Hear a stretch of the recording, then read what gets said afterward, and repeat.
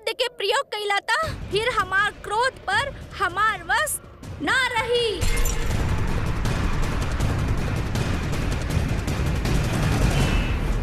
तू हमके चेतावनी देत बाड़े शनिदेव के। बड़ा अहंकार बाना तोरा के अपन शक्ति पे।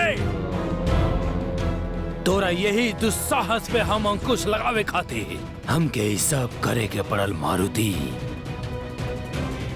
तोर परिवार पे जे अमंगल के छाया पड़ल रहे, जेकरा कारण तोर पिता केसरी और काका सुग्रीव एक दूसरे के प्राण लेवे पे तत्पर हो गई रहले हैं।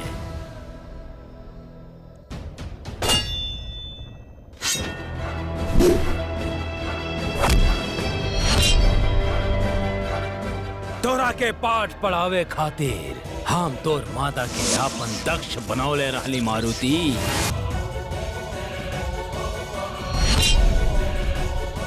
फिर वो घातक संक्रमण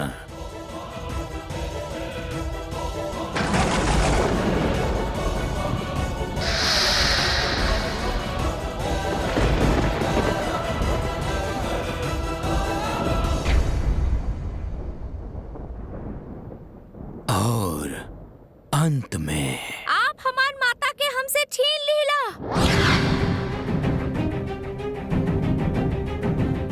माता!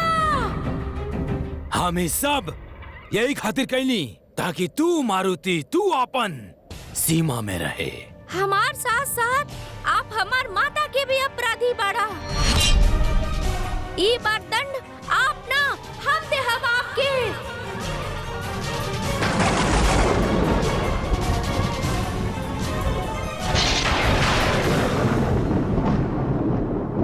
आप देखिए मारुति के न्याय। जय श्री राम।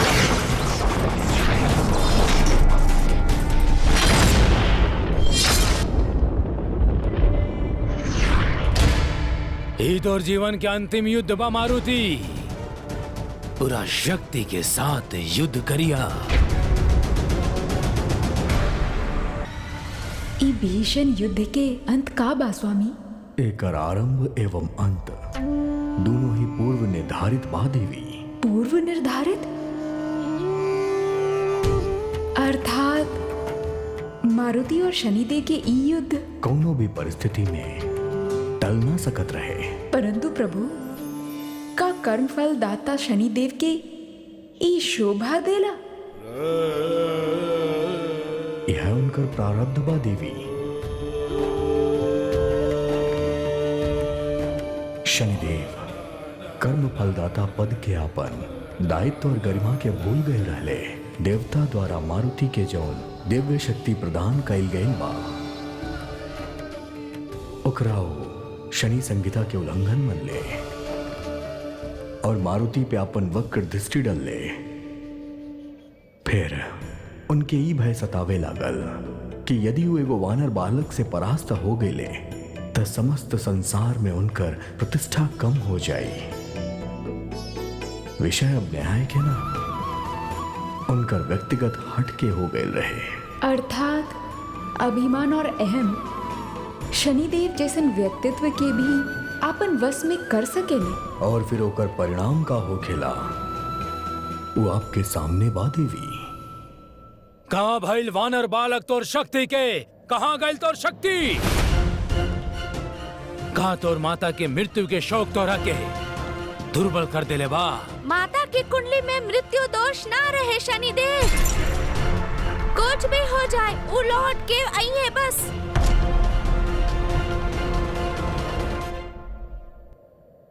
जय श्री राम।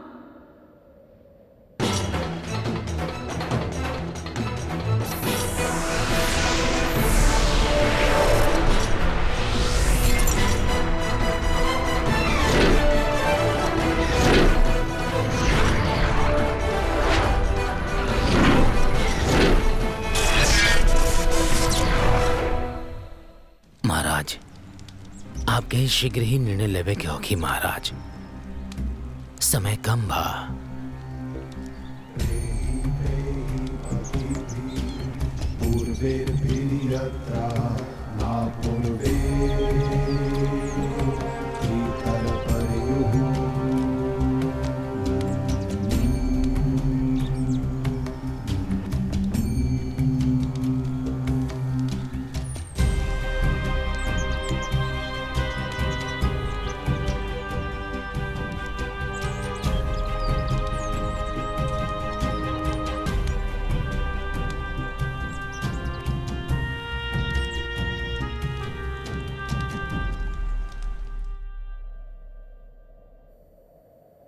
जय श्री राम।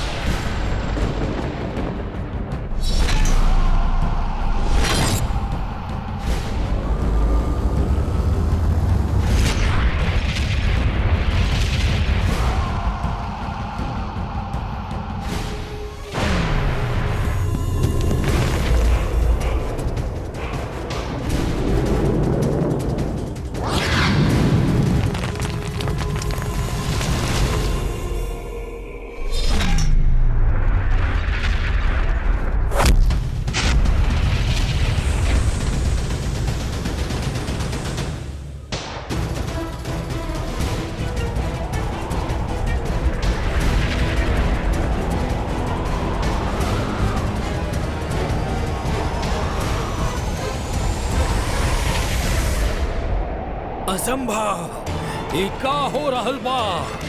हम स्वयं के रोक काहे ना पा रहल बानी?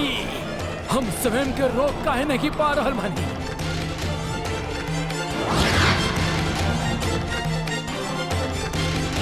त्राहिमाम, त्राहिमाम, त्राहिमाम, त्राहिमाम। हे मारुति, कृपया कर शनिदेव के रक्षा करी। यदि कर्म फलदाता के कुछ हो गए तो इस संसार से पाप और पुण्य के संतुलन ही नष्ट हो जाई। समस्त धरतीवासी संकट में आ जाई हैं। अंजनी पुत्र नारायण नारायण।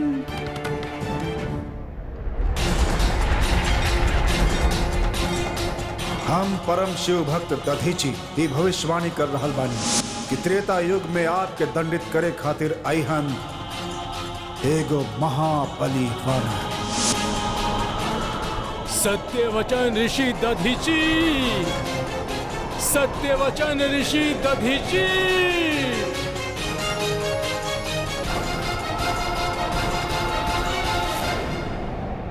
उचित न्याय बा प्रभु आपके, हम यही के योग्य बानी। नारायण नारायण।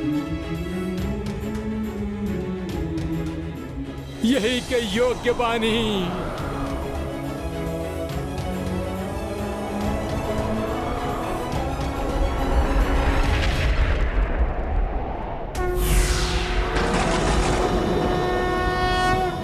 महादेव,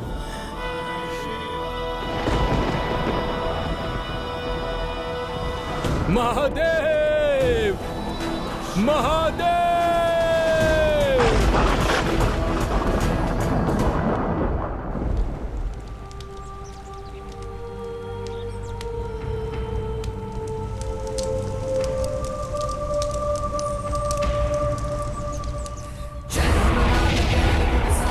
मारुति, हम आपके माता के शनि मारक दोष से मुक्त कर रहल बानी।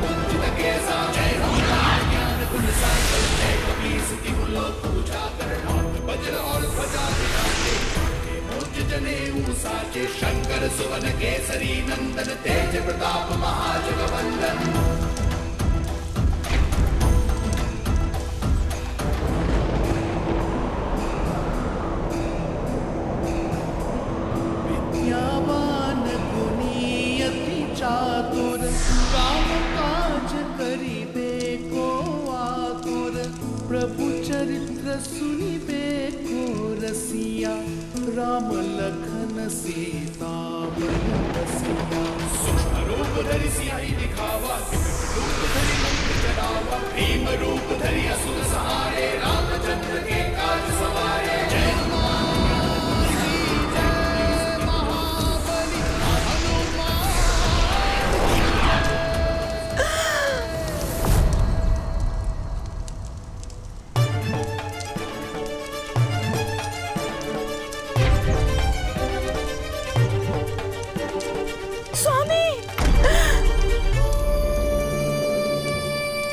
अंजनी!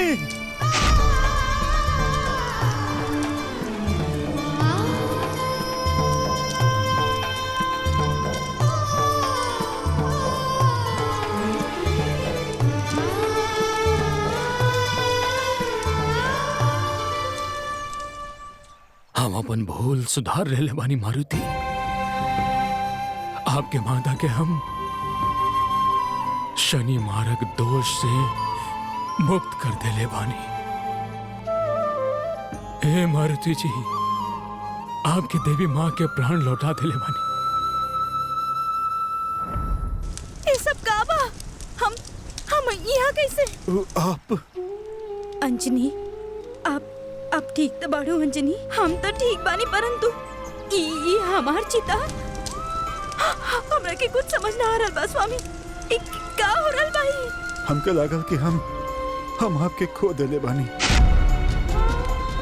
और ये भी मान लेले रहनी कि हमार जीवन में आपके बिना कुछ भी नहीं खे। स्वामी, हमार कुछ समझ में नहीं आ रहा। देवी अंजनी, यूं समझ ली कि आपके आज पुनर्जन्म भइल बा। हमार तो मानल ही बा कि आप पे शनि के वक्र दृष्टि रहे।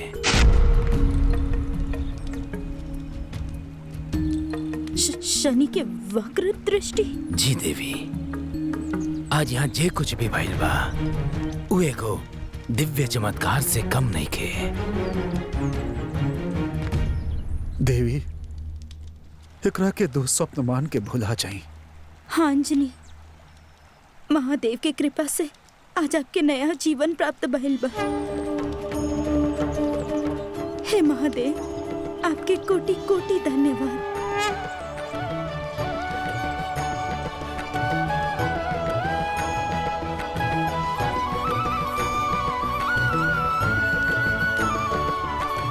मारुति, मारुति, मारुति कहाँ बाड़े? देवी, मारुति! संभालिए अपना आपके। देवी, मारुति कहाँ बाड़े?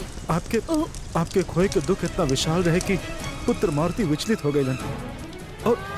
और उ का स्वामी? रानी माँ, युवराज मारुति महल में ना रहले, हम उनके बहुत ढूंढनी। महल में ना मिलले? अर्थात? आप चिंतित ना होखी, हम सैनिक भेजले बानी, वो उनके लेके आवत होखियन। ऐसे कैसे स्वामी? मारुति! मारुति के ही भी ज्ञान ना होगे कि हमने के शमशान में बानी। कदाचित तू वो महल में पहुंच चुका नहीं है। उचित ये होगी कि हमने महल लौट चले गए। हाँ, हमरा के मारुति के पास ले चली। चल। हाँ, चलिए।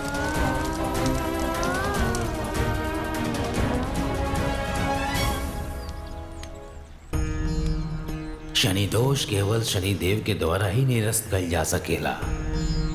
मारुति के अनुपस्थिति के कहीं एकरा से कोनो संबंध त ना बा। महापाप हो गए रहे हमसे। हम अत्यंत लज्जित बानी मारुति। हमार अस्तित्व हमार कर्म फल दाता के पद से बा। हम स्वयं के वो पद से ऊपर मान ले ली। न्याय के आड़ में हम अपन प्रबलता सिद्ध करे के प्रयास कईनी। हे मारुति, हमसे भूल हो गई बा। हम दंड के अधिकारी बानी, दंड के अधिकारी बानी प्रभु। माता कहेली जे आपन गलती स्वीकार कर लेवे वो दंड के ना क्षमा के योग हो खेले। हमार मन में आपके प्रति कौनो बैर ना बा शनिदेव। हम तक केवल वो क्षण के प्रतीक्षा में बानी कि जब हमार माता फिर से हमके आपन गला से लगा लिए। विशाल हृदय भाव के ऐसा मत कही शनिदेव। समय रहत आपके आपन भूल के आभास हो गई, यह सबसे बड़ बात बा। कैसे कही शनिदेव से कि माता के मुख से आपन नाम सुने खातिर हमार कान तरस रहल बाड़े। कैसे कही कि हमार नेत्र इतना उत्सुक बाड़े उनकर एक झलक पावे के। हे मारुति, अपन अहंकार में हम ई तक भूल गए नहीं कि एगो पुत्र खातिर एगो माता के वियोग का हो खेला। अहंकार में भूल गई प्रभु। देवी अंजनी जैसन धार्मिक स्त्री पे हम अपन वक्र दृष्टि के प्रकोप डालनी। धिक्कार बा हम पे मारुति, धिक्कार बा। आप तो हमार माता सुरक्षित बाड़ी ना, तब फिर आप काहे? कहे कि महापाप के कलंक हम पे लगल बा मारुति, हम पे। और पाप के हम ही मिटा सकीले। वैसे था जवन माता के आप जैसन संतान होके ओकर केहू कुछ ना बिगाड़ सकेला। फिर भी हम कर्म फलदाता शनिदेव वचन देत बानी आपके कि आपके देवी माँ पे हमार वक्र दृष्टि कबो ना पड़ी, ना तो उनकरा पे हमरे कारण कोनो विपत्ति आई और ना ही उनकर कबो अकाल योग बनी।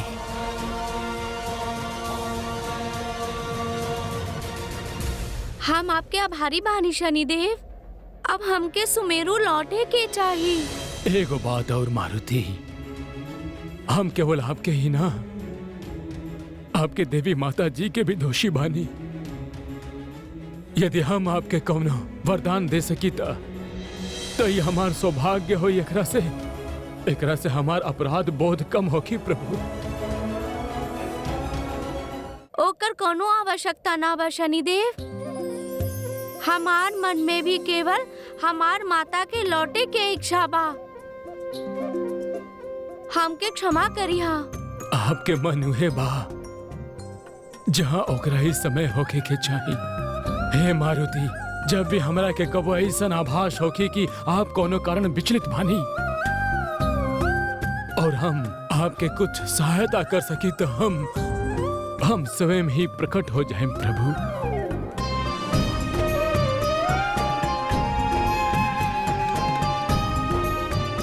धन्यवाद। अब हमके आज्ञा दी। जय श्री राम। मारुति, मारुति, मारुति।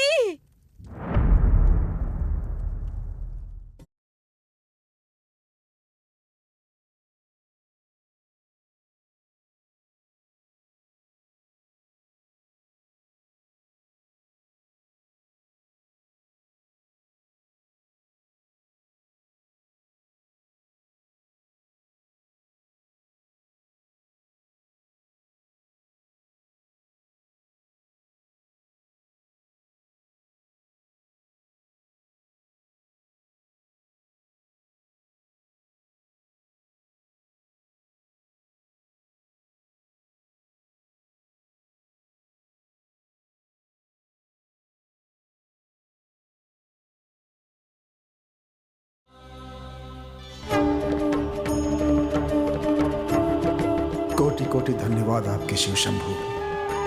अंजनी की यदि कुछ हो जात तो पता ना हम मारुति के कैसे संभाल पाती।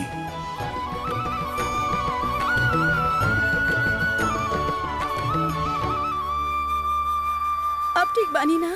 हाँ माता, कौनो प्रकार की घटना से हमके माता के ध्यान भटकावे के होगी।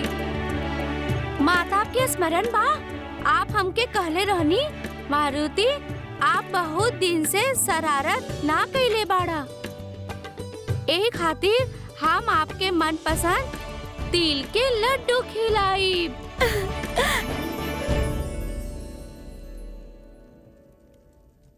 हाँ स्मरण तबा त कहाँ बा हमार लड्डू? मारुति, प्रश्न तो ई बा कि लड्डू तो प्रस्तुत बा, परंतु आप स्वयं लड्डू के पास चल के जाए या लड्डू आपके पास ही है चल के? प्रस्तुत बा त हम चल के ना जाए माता, दौड़ के जाए। चली माता। धन्य है, ऐसन विकट परिस्थिति से निकलल बाणे अभी, और माता पुत्र चल देहले लड्डू खाए खिलावे। वास्तव में पुत्र मारुति माता अंजनी के केवल माता ही ना अपितु अपन मित्र भी मानेलन। दोनों के स्नेह देख के हमार हृदय प्रफुल्लित हो उठेला। हम सौभाग्यशाली बानी महाराज, इस संकट ऐसे ना टले वाला रहे। हमके तो ऐसा प्रतीत होगत रहे कि चमत्कार के कारण माता और पुत्र के अनूठा प्रेम ही बा।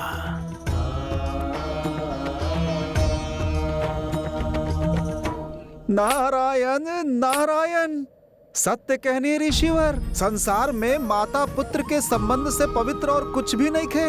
और माँ के ममता हा ओकर आस्वादन करे में ऊ सुख बा जे अमृत में भी नहीं खे। धन्य बाड़न मारुति और धन्य बाड़ी माता अंजनी। नारायण नारायण। मारुति, आप तो केवल तिल के लड्डू खाए के इच्छा प्रकट कैले रहले, ई तो बतेले ही ना कि कौन सा तिल के लड्डू खाए के बाद के। तो फिर हाँ, तो फिर हम हर प्रकार के तिल के लड्डू ले आयल बानी। ई देखी,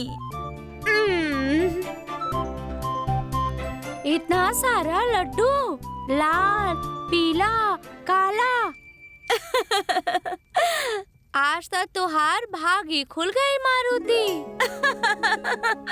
तो बताई इनमें से कौन सा भावेला आपके? माता, हम लड्डू में भेदभाव कैसे कर सकेनी? हमके तो इस सब में एक ही स्वाद आई। बताई कवन? कवन? माता के हाथ के।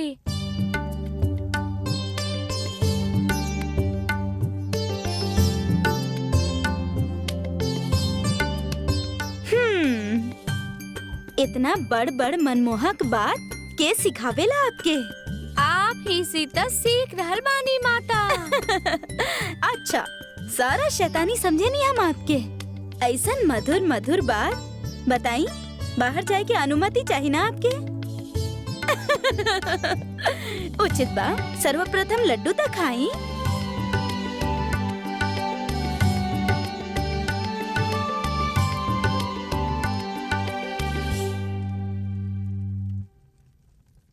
माता ही सदा पुत्र के काहे खिलावेली? काहे कि माता अपन पुत्र से सर्वाधिक प्रेम करेली। त ओकरा से अधिक हम आपसे प्रेम करेनी माता। आज हम आपके खिलाए।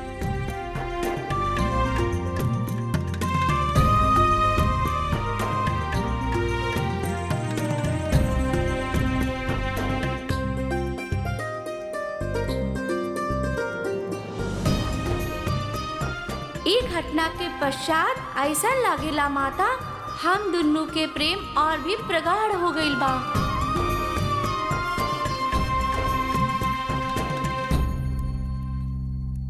क्या सोच रहल बानी आप? माता, हम ही आपके खिलावत रहब कि आप भी हमके खिलावे के कष्ट करी हैं?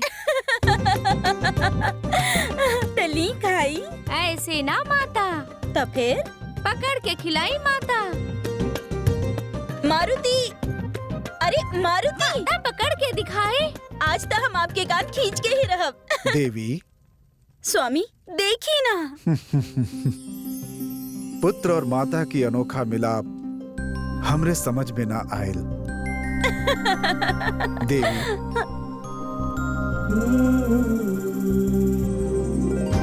आप ठीक तो बाड़ी ना? स्वामी, आप ही चिंता से मुक्त हो जाएं। हमरा की कुछो ना भइल बा, हम बिल्कुल स्वस्थ बानी और स्वस्थ रहब।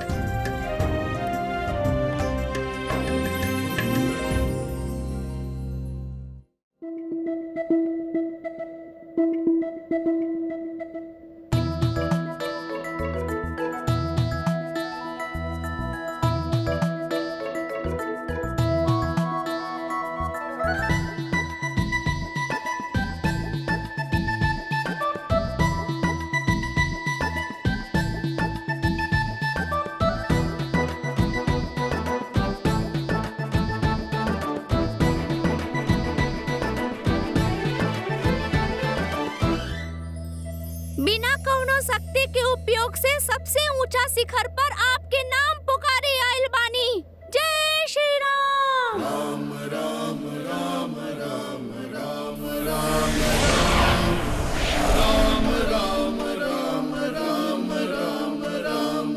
हे प्रभु हमार श्री राम, आपके तो पता है बा लड्डू हमके कितना प्रिय बा, परंतु ओकरा से भी प्रिय बानी आप। कब से हमारी इच्छा बा हम ये लड्डू आपके अपना हाथ से खिलाई।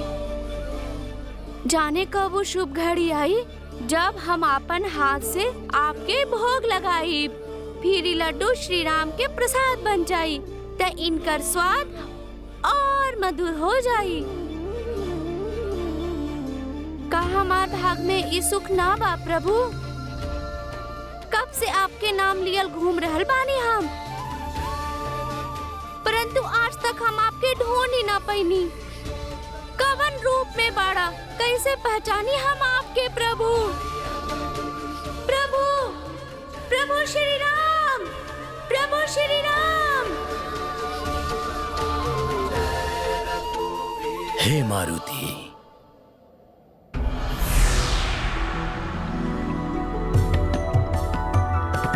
शनिदेव, प्रणाम शनिदेव। कल्याण हो गया आपके मारुति। आपके करुण पुकार हमके यहाँ खींच ले आई। हम आपसे कहले रहनी ना कि जब हमके आभास होखी कि आपके मन विचलित बा त हम आ जाए आपके सहायता खातिर। कृपा बा आपके शनिदेव। नहीं मारुति, हम ऋणी हैं आपके। आप हमारा भीतर पल रहल अहंकार और क्रोध के नाश कैले बानी और आपके निष्काम कर्म खातिर कर्म फलदाता शनि आपके उचित फल देवे खातिर बाध्य बानी। कहीं मारुति, का चाहत बानी आप? आपके जो भी इच्छा बा हम अवश्य होके पूर्ण करब। हाँ, हमार केवल एक ही इच्छा बा शनिदेव। कहीं आपन आराध्य प्रभु श्री राम के दर्शन पावल। यदि आप हमके उनका से मिला देहब तो हम धन्य हो जाइब। हे मारुति, आप समय से पूर्व ही कुछ मांग ले बानी, परंतु हम वचनबद्ध बानी। हम आपके आपन आराध्य के दिव्य रूप के दर्शन अवश्य करवाए, जे सृष्टि में 10 अवतार रूप से पहले से ही व्याप्त बाणे, जे संसार के कल्याण खातिर हर कल्प में अवतरित होखेले। श्री राम। का सोचत बड़ा शनिदेव? यदि हम कुछ ऐसा मांग लेहनी होता। हमार सौभाग्य बा मारुति कि ई महान कार्य खातिर विधाता हमार चयन कैले बाणे। आपके आराध्य के दर्शन अवश्य करवाए।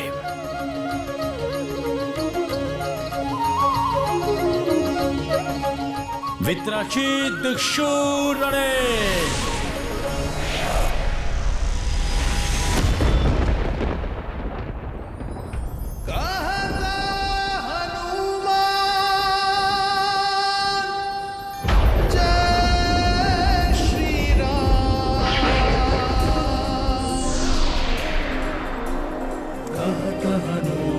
जय श्री राम राम दूत भज एक ही नाम कहत हनुमान जय श्री राम जाके हृदय बसो एक ही नाम जाके हृदय बसो एक ही नाम।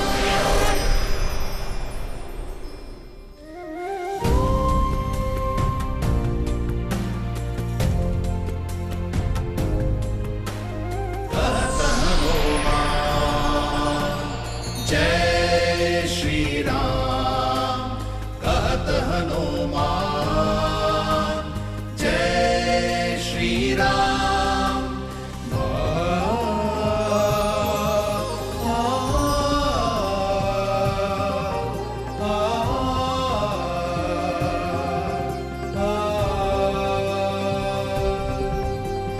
कहत हनुमान जय श्री राम कहत हनुमान जय श्री राम कहत हनुमान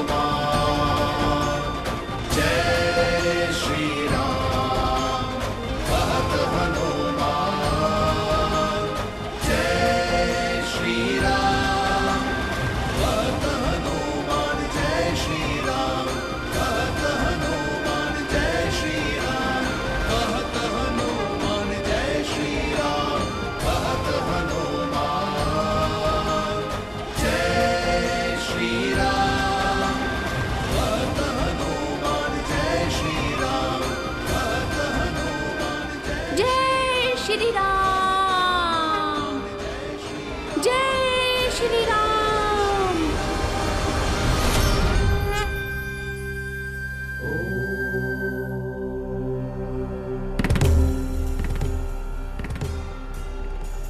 स्वामी, आपके ई मंदहास के कारण का बा? हमके जाने के उत्सुकता हो रहल बा। आपके मुखमंडल पे जे तृप्ति के भाव बा उनके देख के स्पष्ट हो रहल बा कि आप अभी जे कुछ भी देखनी वो अवश्य ही कुछ विशेष बा। ऐसा अलौकिक घटना जे शब्द में वर्णित ना कइल जा सकेला। आपके जिज्ञासा के शांत करे खातिर इतना बता देतानी कि जे जन्मल ही ना उनकर बाल स्वरूप के दर्शन हो गए।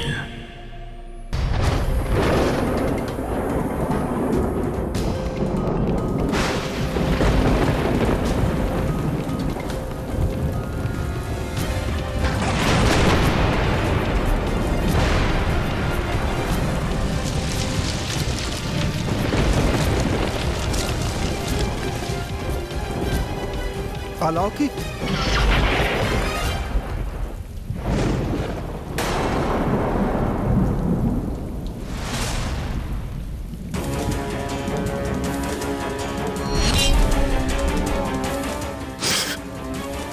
ई का बा देव ऋषि? रक्त वर्षा। रक्त वर्षा?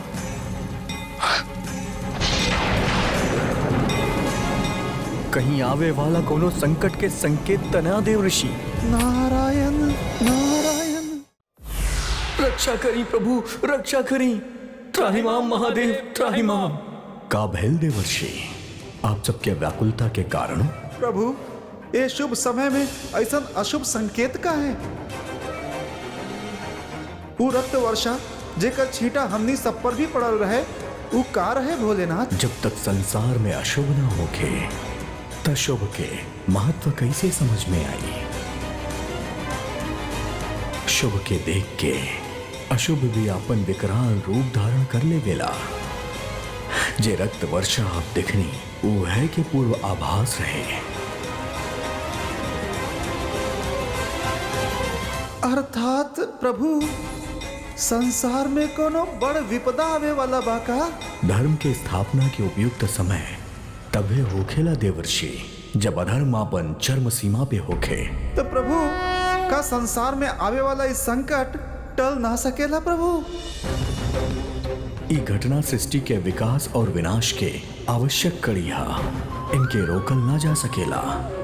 शुभ और अशुभ के संतुलन यही पे समस्त संसार टिकल बा और प्रभु श्री राम के अवतारा यह अशुभ शक्ति के मिटावे खातिर हो रहल बा जे अपन चरम सीमा तक पहुंच चुकल बा। अब हमने के का करे के चाहिए प्रभु? शुभ अशुभ के महासंग्राम की गाथा पूर्व निर्धारित बा देव ऋषि। निश्चिंत हो के महालीला के आनंद ले।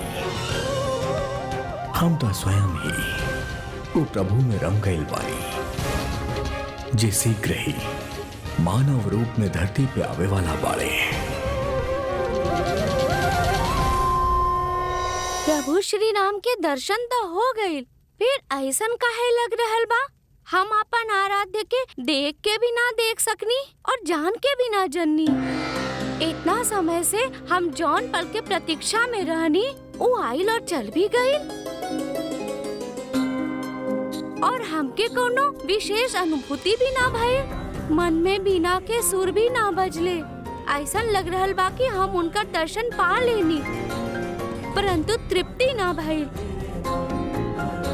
माता, हमार मन के दुविधा के माता ही सुलझा सकेनी।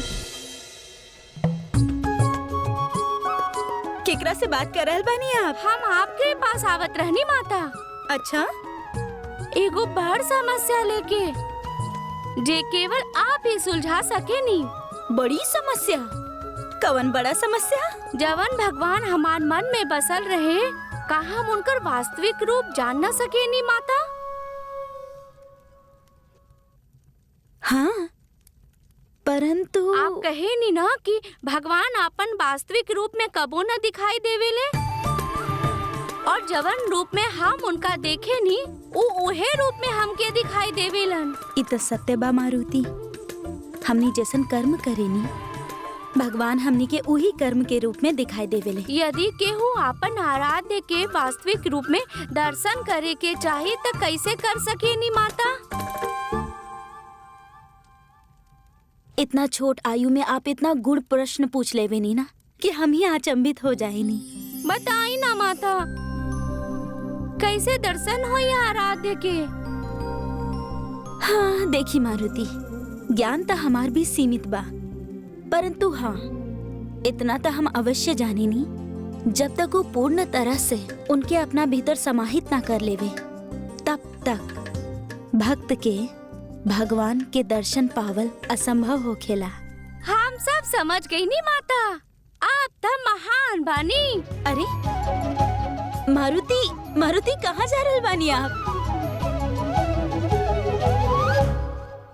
जौन प्रश्न के उत्तर महान ऋषि मुनि के भी वर्षों के तप के पश्चात भी ना मिलेला, आपके वो उत्तर ऐसे ही मिल जाला।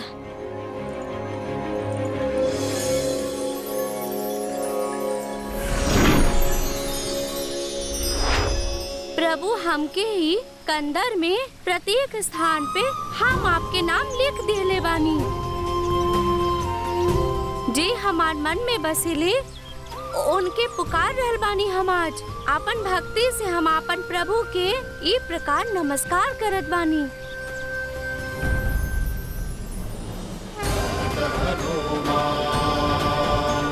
उनका आवे के ही होखी अपन भक्त के पास।